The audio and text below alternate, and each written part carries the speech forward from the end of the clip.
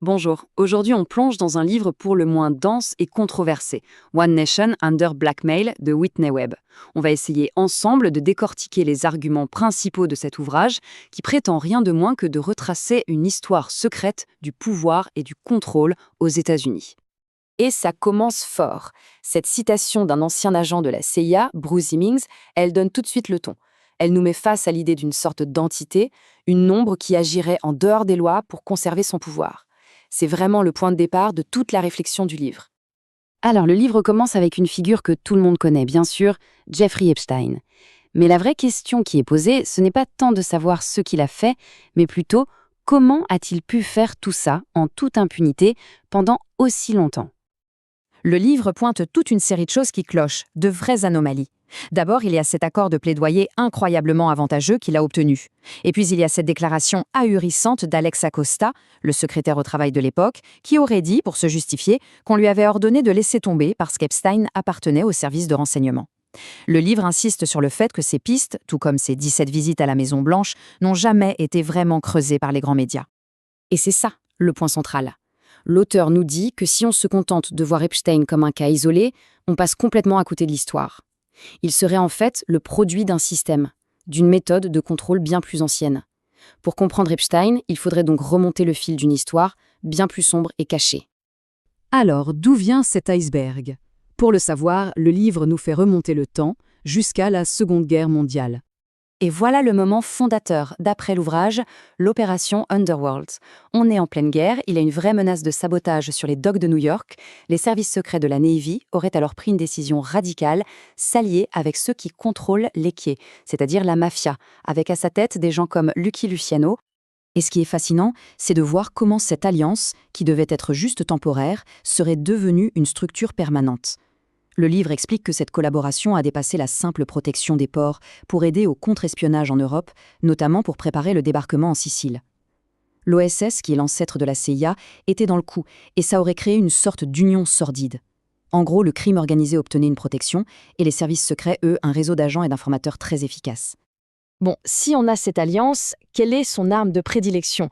Le livre est très clair là-dessus, c'est le chantage. Et plus précisément, le chantage sexuel. Avant même de parler d'Epstein, il y a un nom qui revient sans cesse. Roy Cohn.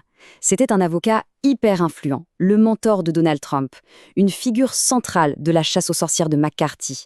Et le livre le présente comme un véritable maître dans l'art d'utiliser des secrets honteux pour manipuler le monde politique. Et là, attention, les allégations sur Cohen sont explosives. Il aurait monté des opérations de chantage sexuel, parfois même avec des mineurs, pour piéger des politiciens. Et sa cible la plus importante aurait été le grand patron du FBI, J. Edgar Hoover, lui-même. D'après le livre, c'est parce que Hoover était compromis qu'il a passé des décennies à nier l'existence même de la mafia, la laissant ainsi tranquille. Et là, on voit bien la chronologie que le livre essaye de dessiner. On a l'alliance qui naît dans les années 40, ensuite Roy Cohn qui transforme ça en une arme de chantage politique, et finalement, le réseau d'Epstein qui va, en quelque sorte, industrialiser la méthode à l'ère moderne. Ce ne sont pas des événements isolés, c'est l'évolution d'un même modèle. C'est ici que l'histoire prend un tournant majeur. On passe d'un chantage quasi artisanal qui vise des individus précis à une forme de contrôle bien plus vaste, rendue possible par la technologie. En fait, le changement d'échelle est énorme. D'un côté, on avait des opérations chirurgicales menées par des gens comme Cohn ou Epstein. De l'autre, on a maintenant un système de surveillance de masse qui peut potentiellement faire chanter n'importe qui. L'agent humain devient presque secondaire par rapport à l'algorithme. Et l'outil qui aurait permis ce grand saut technologique, c'est un logiciel du nom de Promis. L'histoire est compliquée, mais en gros, le livre raconte que ce programme, développé au départ pour la justice américaine, aurait été volé. Une version modifiée, avec une porte dérobée, une sorte de passage secret, aurait été vendue à plein de gouvernements et d'agences de renseignement dans le monde. Ça permettait à ceux qui contrôlaient la porte dérobée de siphonner toutes leurs données. D'après les sources du livre, une des utilisations de ce logiciel aurait été la création d'une base de données assez inquiétante, MainCore. Il s'agirait d'une liste de millions de citoyens américains considérés comme des menaces potentielles pour l'État.